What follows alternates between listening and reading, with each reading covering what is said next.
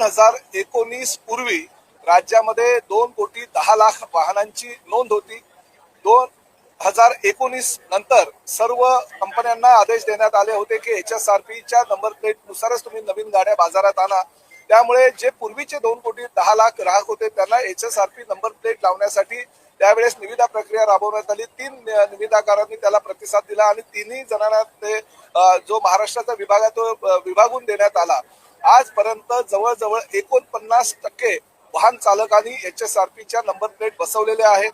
आजपर्यंत परिवहन खात्याच्या माध्यमातून 5 वेळा मुदत वाढ देण्यात आली होती. सर्वसामान्य वाहन चालकांना वाहनधारकांना सांगण्यात आलं होतं की 30 जून पूर्वी आपण आपली गाडीची नंबर प्लेट जी आहे ती HSRPची बसावी, अन्यथा कारवाई करावी लागेल. जवळजवळ 5 वेळा मुदतवाढ दिल्यानंतर सुद्धा सर्वसामान्य वाहन चालकांनी जर ती नंबर प्लेट बसवली नसेल तर उद्यापासून नाईलाजास्तव का होईना नियमाच्या अधीन राहून आमच्या आरटीओचे अधिकारी प्रत्येक वाहन चालकाला ज्यांनी नंबर प्लेट HSRPची बसवली नसेल त्यांच्यावर दंडात्मक कारवाई करेल. 1,000 रुपये दंडात्मक कारवाई करण्याच्या सूचना या आमच्या डिपार्टमेंटच्या अधिकाऱ्यांना व आपल्या परिवहन आयुक्तांनी दिलेल्या आहेत.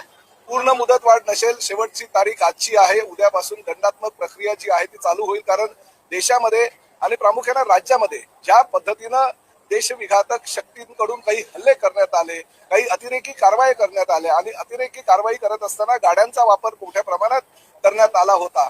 आणि HSRP नंबर प्लेट ही सुरक्षिततेच्या दृष्टिकोनातून फार महत्वाची आहे. भविष्यामध्ये ही HSRPची नंबर प्लेट प्रत्येक जर गाडीला असेल तर आरटीओ अधिकाऱ्यांना आणि पोलिसांना ती गाडी शोधणं फार अधिक गरजेचं होणार आहे आणि त्या माध्यमातून काही सुरक्षितता राज्याच्या दृष्टीनं महत्वाची घेऊन हा निर्णय तत्कालीन सरकारनं आणि तत्कालीन मंत्री महोदयांनी घेतला होता.